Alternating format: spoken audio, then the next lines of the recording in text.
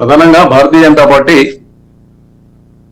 Already ఎన్నికల ఈ ప్రజలను చైతన్యం చేయడంలో 4 ఏళ్ల ముందు నుంచే మొదలుపెట్టింది. గతంలో బండి సంజయ్ గారు రాష్ట్ర అధ్యక్షులు ఉన్నప్పటి నుండి ఈ ప్రభుత్వం యొక్క వైఫల్యాలు ఏవైతే ఉన్నాయో ప్రతి అంశాన్ని కూడా తన భుజాన వేసుకొని ప్రతి గ్రామానికి వెళ్తూ ఆయన పెద్ద ఎత్తున బహిరంగ సభల ద్వారా నిరసనల ద్వారా ఆయన భారతీయ జనతా పార్టీ ప్రచారాన్ని ఎన్నికల ప్రచారం అనుకుంటామో అది ప్రజలను చైతన్యం చేసే ప్రచారం అనుకుంటారా?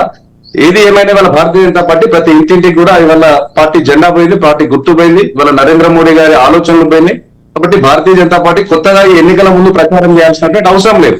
కారణం ఏంటంటే గత 4 ఏళ్ల నుంచి కూడా ఈ టీఆర్ఎస్ ప్రభుత్వం చేస్తున్నటువంటి అవినీతి అక్రమాలు దౌర్జన్యాలు ఇవన్నిటి మీద కూడా గత రాష్ట్ర అధ్యక్షుడు బండి సంజయ్ గారు చాలా సీరియస్ గా ముందు తీసుకుంటూ ఆల్రెడీ పార్టీని ప్రజల్లో ఉంచారు.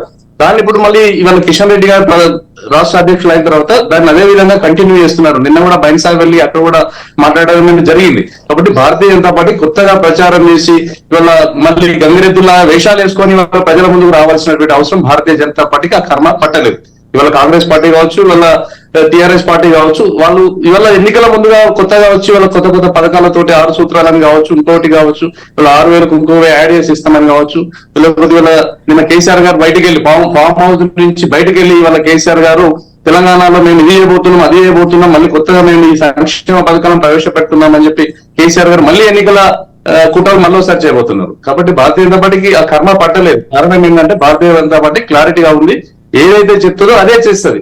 మరి వాళ్ళ 9 సంవత్సరాలు అయిపోయి వాళ్ళు 10వ సంవత్సరం అడుగు పెడుతున్నాం. ఎన్నికలు కూడా వచ్చేసినాయి, ఇవాళ ఎన్నికలు కూడా వచ్చేసినాయి, ఎన్నికల నోటిఫికేషన్ రాబోతుంది. వాళ్ళ ఎన్నికల హంగామా జరుగుతున్నటువంటి సందర్భంలో కేసీఆర్ గారు మళ్ళీ నేను తెలంగాణకు నేను ఇది చేస్తా, నేను అది చేస్తా, నేను దిండి ప్రాజెక్టు కట్టేసి నేను 2 లక్షల ఎకరాలకు నీళ్లు ఇస్తా అని చెప్తుండ్రు. నువ్వు గత 10 సంవత్సరాల నుంచి నువ్వే అధికారం ఉన్నావు. ఇవాళ పనికిరాని కాళేశ్వరం ప్రాజెక్టు కింద 1,00,000 కోట్లు ఖరారు చేసినావు.